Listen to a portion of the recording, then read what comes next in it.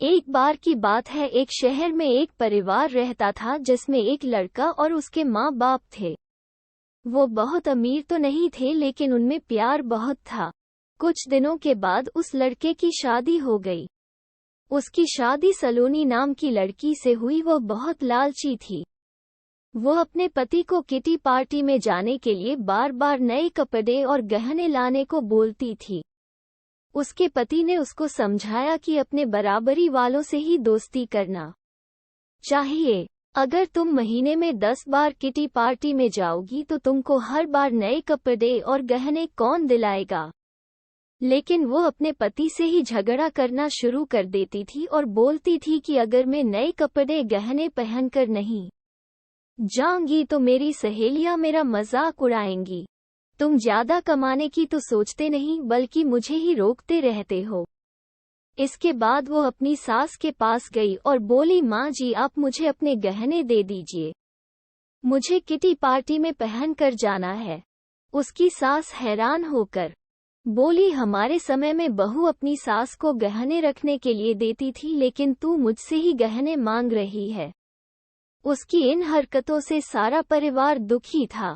एक दिन सलोनी की सहेली शिल्पा, उसने सलोनी की सास से सलोनी के बारे में पूछा। उनने बताया कि सलोनी पार्टी में गई है।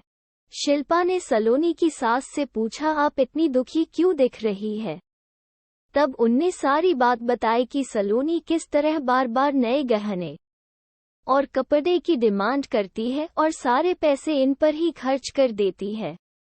वो शिल्पा से पूछती है कि ज्यादा जरूरी क्या है, रोटी या ये दिखावा। शिल्पा ने कहा कि जरूरी तो रोटी ही है, लेकिन सलोनी को ये बात समझानी होगी। सलोनी की सास ने पूछा, वो कैसे।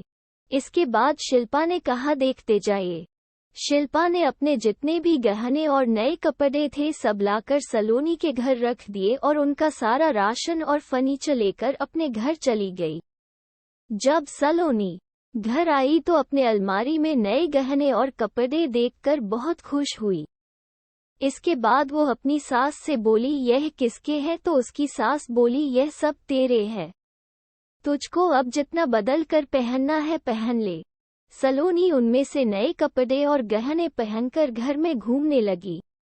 कुछ देर के बाद वो जब रसोई में गई तो उसने देखा कि घर का सारा राशन गायब था। राशन के डिब्बों में गहने थे। वो अपनी सास से बोली, यह क्या है, घर का सारा राशन और फर्नीचर कहाँ गया। उसकी सास बोली, वो सब बेचकर ही तेरे लिए नए गहने और कपड़े लेकर आए है, अब तू इनको ही बदल बदल कर पहन। सलोनी बोली, लेकिन गहनों से पेट थोड़ी भरेगा, खाना तो खाना ही पड़ेगा। तभी सलोनी की सहेली शिल्पा भी आ गई। उसने कहा, जब पहले तुम्हारी सास ने तुमको समझाया तब तुम नहीं मानी, इसलिए हमने ये सब किया। अगर तुमको लगता है कि तुम्हारा पति पर्याप्त नहीं कमाता तो तुम खुद नौकरी क्यों नहीं करती। तुमको इन फालतू के दिखावे से बचकर अपने घर पर ध्यान देना चाहिए। अब सलोनी को अपनी गलती का एहसास हो चुका था। सीख, हमें फिजूल खर्ची से बचकर जरूरी चीजों पर ध्यान देना चाहिए।